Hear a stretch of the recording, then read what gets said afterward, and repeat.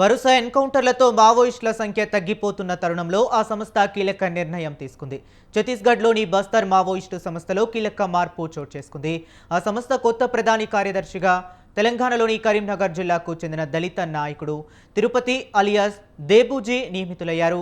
మే 21న నారాయణపూర్ అడవుల్లో జరిగిన ఎన్కౌంటర్లో జనరల్ సెక్రటరీగా నంబాల కేశవరావు అలియాస్ బసవరాజు సహా 28 మంది మావోయిస్టులు హతం కావడంతో ఆ సంస్థ ఈ నిర్ణయం తీసుకుంది.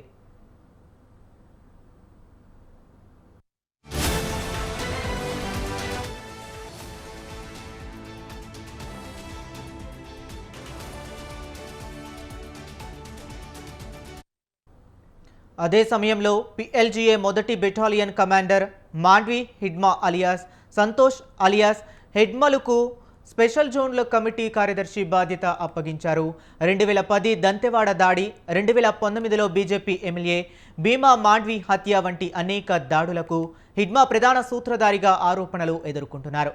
మాండ్వి హిడ్మాపై 40 లక్షల రివార్డు కూడా ప్రకటించారు.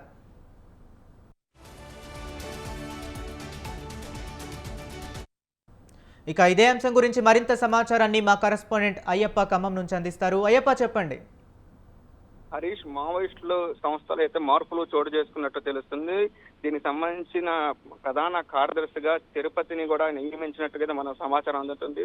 ఛత్తీస్గఢ్ బస్తర్ లో మావోయిస్టు సంస్థ భారీ మార్పులైతే చోటు చేసుకున్నాయి. అంటే మే 21 నారాయణపూర్ అడవుల్లో జరిగినటువంటి ఎన్కౌంటర్లు ఇప్పటికే జనరల్ సెక్రటరీ నంబాల కేశవరావుతో పాటు అలియాసు బసవరాజు సహా 28 మంది మావోయిస్టులు మృతి చెందిన సంఘటన మరొక ముందే తెలంగాణ కరీంనగర్ జిల్లాకి చెందినటువంటి దళిత నాయకుడైనటువంటి తిరుపతిని అలియాసు దేబుజీని కొత్త ప్రధాన కార్యదర్శిగా నియమించారు. అయితే ఇదే సమయంలో పిఎల్జీ మొదటి battalion commander Madvi Hidma alias Santosh alias special general కార్యదర్శి బాధ్యతలు కూడా అప్పజేస్తున్న పరిస్థితి అయితే ఉంది. 2010 దంతెవాడ మరియు 2019లో ఇటు చూసుకోవచ్చు బీజేపీ ఎమ్మెల్యే భీమా మడ్వి హత్య అనేక దాడులు కూడా ప్రధాన సూత్రధారిగా హిక్మా ఉన్నాడు. ఈ నేపథ్యంలో అతనిపై 40 లక్షల రివార్డు కూడా ఉన్నట్టు తెలుస్తుంది. ఇటీవల కాలంలో భద్రతా బలగాలు అయితే నిరంతర మావోయిస్టులను అయితే మట్టుబెట్టిన సంఘటన ఈ మావోయిస్టుకి మనుగడకి ముప్పు ఏర్పడుతున్న నేపథ్యంలో ఈ రోజు తిరుపతిని అయితే